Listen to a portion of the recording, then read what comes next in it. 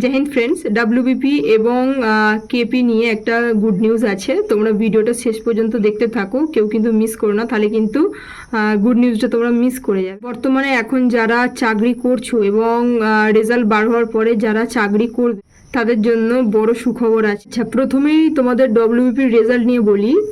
তোমরা সকলেই দেখেছো যে আমি আগের ভিডিওতেই তোমাদের বলেছিলাম যে পুজোর পরে বা ডিসেম্বর মাসের লাস্টের দিক করে কিন্তু তোমাদের নতুন ভ্যাকান্সি আসতে চলেছে এবং বিপুল পরিমাণে শূন্যপদ ওখানে খালি রয়েছে। আর যদি আমার কথা না বিশ্বাস হয়, তোমরা কিন্তু আমার পুরনো ভিডিও গিয়ে দেখতে পারো। অন্তত পক্ষে তোমাদের হয়তো এইটুকু বিশ্বাস হবে, আমি কোনো কিছু জেনুইন খবর না জেনে শুনে আমি ভিডিও আপলোড করি না বা তোমাদের কাছে কোনো আপডেট নিয়ে আসি। দেখো বন্ধুরা, সরকারি কর্মীদের প্রতিনিধিদের সাথে মাননীয় মুখ্যমন্ত্রী মহাশয় একটি বৈঠক করেছেন নবান্নে, এবং সেই বৈঠকে তিনি বলেছেন যে 2026 সালের ডিসেম্বর মাস করে কিন্তু তোমাদের বিপুল পরিমাণে শূন্য পদে নিয়োগের বিজ্ঞপ্তি বার হবে। তো তোমরা বন্ধুরা আমার কথাটা মিলিয়ে নিও যে আমি যে ভিডিওতে যেটা বলেছিলাম ঠিক সেই রকমটাই হবে। জুলাই এবং আগস্ট মাস করে কিন্তু তোমাদের ডাব্লিউবিপির রেজাল্ট আউট হয়ে যাবে এবং কিন্তু সবাইকে জয়েনিং করিয়ে দেওয়া হবে। সরকারি কর্মীদের প্রতিনিধিদের সাথে মাননীয় মুখ্যমন্ত্রী মহাশয়ের যে বৈঠক হয়েছিল সেই বৈঠক ডিএ নিয়েও কিন্তু একটা বড় আলোচনা হয়েছে।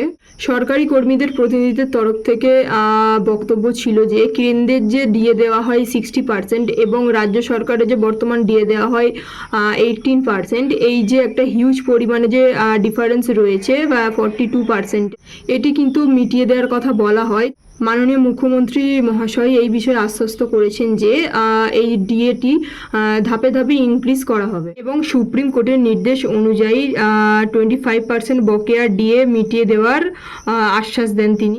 আর এই সমস্ত কিন্তু কার্যকরী হতে একটু সময় লাগে। তোমরা সকলে জানো যে আগামী 22শে জুন তোমাদের রাজ্যের বাজেট পেশ হতে চলেছে, মানে বাকি 8 মাস যে পড়ে আছে সেই 8 মাসের কিন্তু বাজেট পেশ হতে চলেছে এবং 22শে জুন এই যে বাজেট পেশ হবে সেখানে ডিএর ব্যাপারে তিনি বড় ঘোষণা করতে চলেছেন এবং তিনি এটাও জানান যে 2027 সালের 1 জানুয়ারি থেকে 7th পে কমিশন কার্যকরী করা হবে। তো যে সকল বন্ধুরা এখন হয়তো ভাবছো যে এই ডাব্লিউপির কেস হয়তো আর মিটবে না, তোমার হিয়ারিংয়ের ডেটের পর ডেট এখন আসতেই থাকবে বা প্যানেলও বাতিল হতে পারে, তাদের জন্য বলি এরকম কিন্তু কিছুই হবে না এবং খুব তাড়াতাড়ি তোমাদের কিন্তু কেস সলভ হয়ে যাবে। এবং তোমরা আমার কথাটি মিলিয়ে নিও, পুজোর আগে মানে জুলাই আগস্ট করে কিন্তু তোমাদের রেজাল্ট বার হয়ে তোমাদের জয়েনিং করিয়ে দেওয়া হবে এবং পুজোর পর মানে ডিসেম্বর করে কিন্তু নতুন ভ্যাকান্সিও চলে আসবে।